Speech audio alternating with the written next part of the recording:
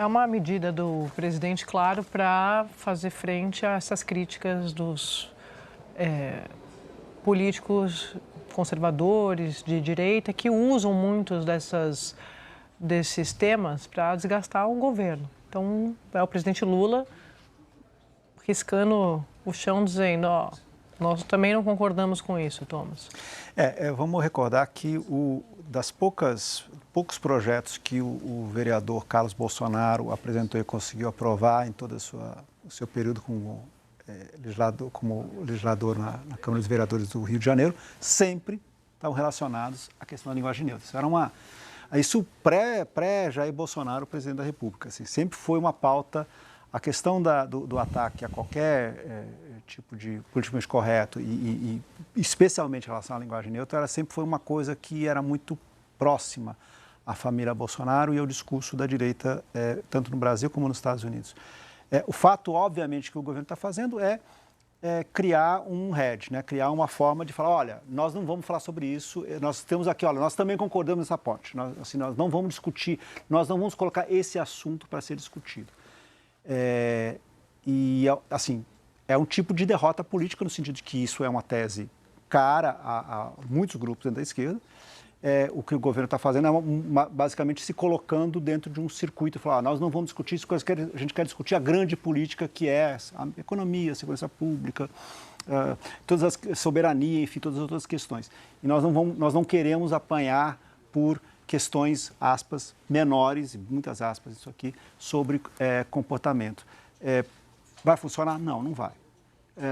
Obviamente é uma tentativa, eu consigo compreender politicamente por que o governo está fazendo isso, mas isso é o tipo de questão que a direita e a oposição da direita do Brasil vai utilizar contra o governo federal o tempo todo, seja porque ela faz parte, sim, do léxico da esquerda, e eu acho que a primeira-dama Jane da Silva é uma expressão dessa esquerda mais, enfim, que leva essas questões muito a sério, seja porque ninguém realmente, de fato, acha que, então, ok, tem uma decisão do Lula, não vamos mais discutir isso. Obviamente, a regra não funciona, não é assim que funciona e é assim que se joga a legislação eleitoral.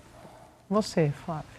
Eu acho que não. Bom, do ponto de vista da comunicação oral, não vai mudar nada. Quem é do governo que dialoga e está mais intensamente relacionado aos grupos sociais, né, vão continuar usando. Essa lei diz respeito objetivamente a textos escritos, a comunicação escrita do governo com a sociedade, e o presidente optou por não vetar esse trecho específico que proíbe ou que não proíbe, não permite, proíbe usos de inflexões de gênero que não estejam contempladas no vocabulário ortográfico da língua portuguesa, que é ratificado pela ABL, ou na gramática formal. Agora, por trás disso, afora esse tema específico, é bem-vinda uma medida que simplifique a linguagem pública, que aproxime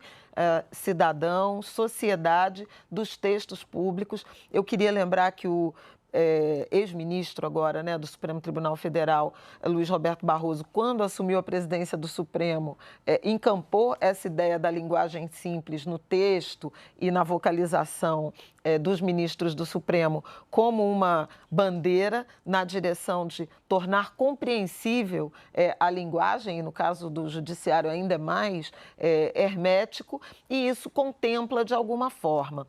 Havia muitas provocações judiciais em razão de legislações municipais, principalmente municipais, mas também estaduais, aplicando a linguagem neutra. E decisões que chegaram ao Supremo Tribunal Federal derrubavam essas medidas, dizendo que essa prerrogativa era do governo federal.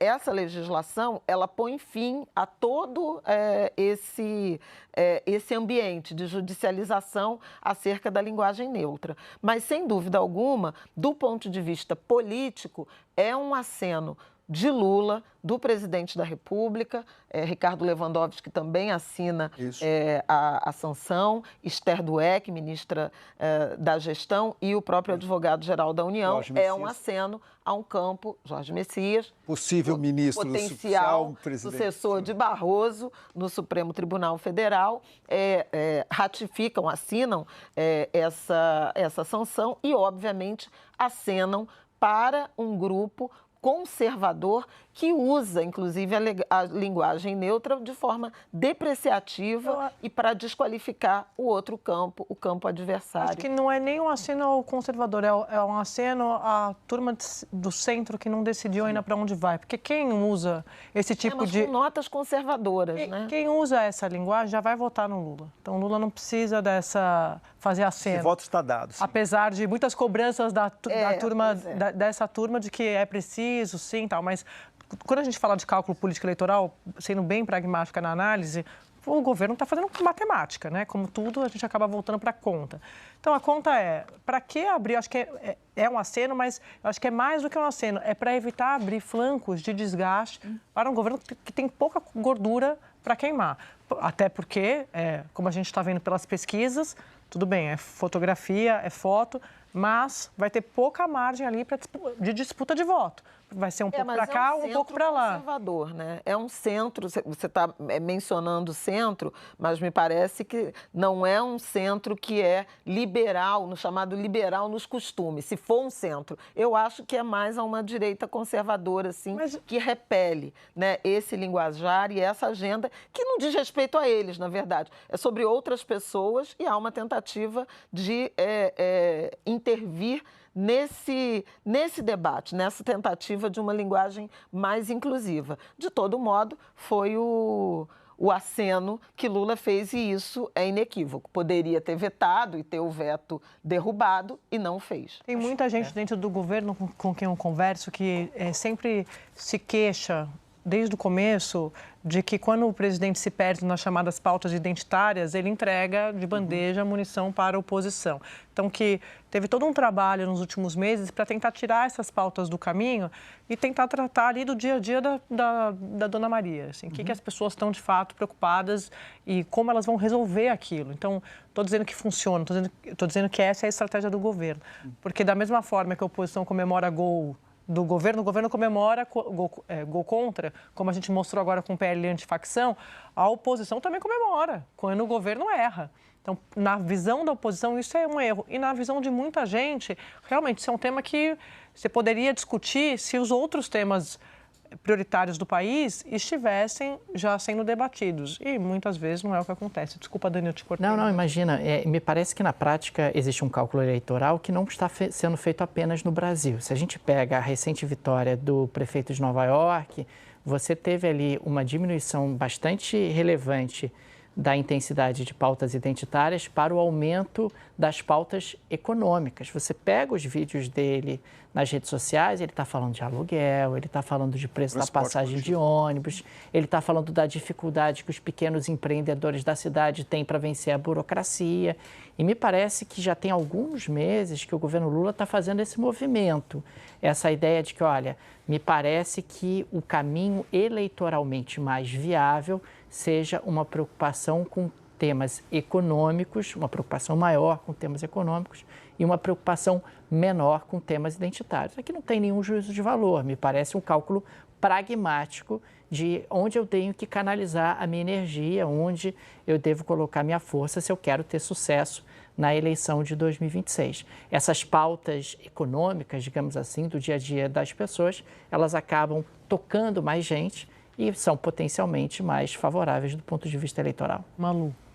Não, só queria lembrar que enquanto a gente falava aqui, eu estava pesquisando uma matéria que a gente mesmo fez no blog lá no Globo, mostrando em como isso se operou no início do governo Lula, para mostrar para vocês como houve uma inflexão significativa. Porque no começo do governo, não só os ministros fizeram discursos de posse falando em todas, todos e todes, e fizeram-se várias manifestações com linguagem neutra, como também lá no início, até o PT chegou a entrar com uma ação no Supremo Tribunal Federal contra um decreto do governador de Santa Catarina, na época, Carlos Moisés, que proibiu escolas e órgãos estaduais de usarem pronomes neutros. Então, o PT chegou a agir, inclusive, contra uma proibição que agora o presidente Lula está chancelando, né?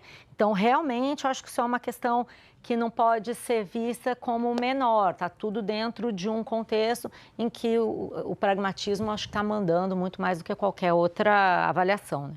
É que a eleição está batendo na porta, né? Então, qualquer... Não é hora de falar desse assunto, né? Não, como você falou, né, Tom? Deixa de cabelo em pé, gente, dentro do governo, vou repetir aqui, quando esses temas começam a aparecer. Então, eles estão tentando tirar da frente. Mas do ponto de vista do discurso oral, eu repito, eu acho que não terá efeito. As pessoas continuarão usando, inclusive membros do governo. E quem quiser falar todas e todos, não é proibido a pessoa Pois é. falar, ela vai falar. Agora, o que eu acho que eles queriam evitar são os memes da direita, nas redes sociais, olha, o Mas vão presidente conseguir Lula, sociais, o né? Brasil pegando fogo com facção, não sei o quê, e o governo federal preocupado com todos e todas. Claramente essa é a iniciativa, não botar, depois da matança, né, do presidente Lula, é melhor tentar segurar ali qualquer possibilidade de algum furo, ruído, né, um risco para a imagem do presidente. Já está bom já.